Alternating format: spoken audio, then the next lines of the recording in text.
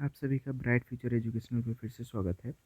और आज हम लोग डिस्कस करने जा रहे हैं पिछले ही क्वेश्चन सीरीज को जारी करते हुए, जिसमें 5 क्वेश्चन होते हैं और 5 क्वेश्चन में आपको बताना होता है, आप आंसर गेस करना होता है और उसका तुरंत ही व्याख्या सहित आपको उत्तर बता दिया जाता है। तो क्वेश्चन सीरीज 2 की बात करें, इसमें आपके 5 क्वेश्चन होंगे, उनका डिस्कशन करेंगे जो कि लेखपाल से रिलेटेड होंगे।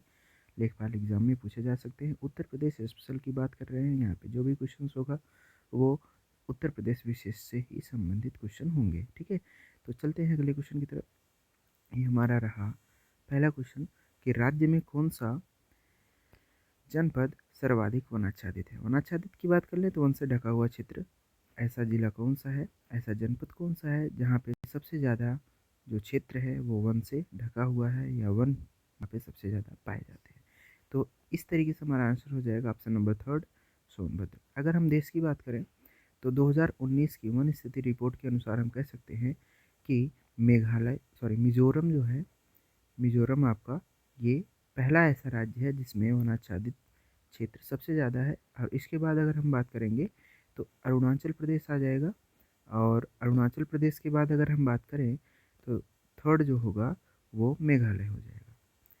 ये सबसे लेटेस्ट रिपोर्ट है। ठीक है, राज्य के सिलसिले में बात करें, और अगर उत्तर प्रदेश में बात करते हैं तो हमारा आंसर सोनभद्र। चलिए अगले क्वेश्चन की तरफ बढ़ जाते हैं। अगला क्वेश्चन कह रहा है कि राज्य में टसर रेशम अनुसंधान विकास केंद्र कहाँ पर स्थित है।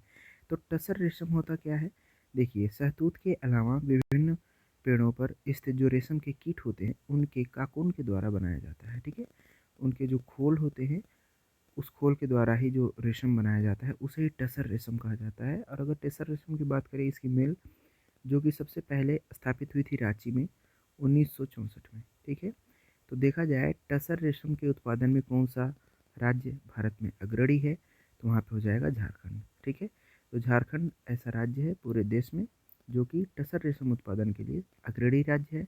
अब उत्तर प्रदेश की बात कर लेते हैं, तो उत्तर प्रदेश में टसर रेशम अनुसंधान विकास केंद्र कहाँ पे स्थित है, तो वो है सोनभद्र।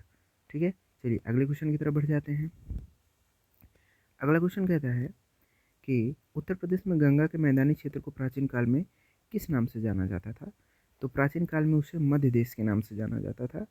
और आपको यूपी स्पेशल वीडियो बनाते टाइम आपको बताया गया है कि उत्तर प्रदेश के विभिन्न नाम, और उसमें चर्चा हुई थी उत्तर प्रदेश के प्राचीन नाम में मध्य देश भी एक नाम था। ठीक है, चलिए अगले क्वेश्चन की तरफ बढ़ते हैं। अगला क्वेश्चन क्या कहता है, कांच उद्योग के लिए कौन सा शहर प्रसिद्ध है। तो इस क्वेश्चन का जो आंसर होगा वो हो जाएगा फिरोजाबाद। ठीक है, अब बनारस की बात कर लें तो बनारस रेशमी साड़ी के लिए प्रसिद्ध है। मुरादाबाद की बात कर लें तो पीतल लंगरी के लिए प्रसिद्ध है।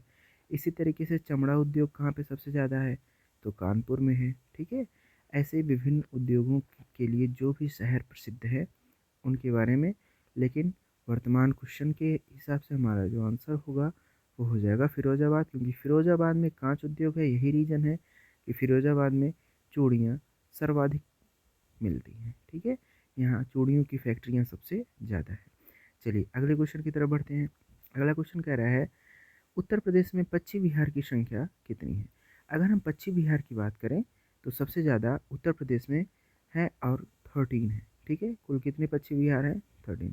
आई होप कि आपको ये सब अच्छा लग रहा होगा। जैसा भी हो अपनी राय कमेंट में बताएं। Thank you.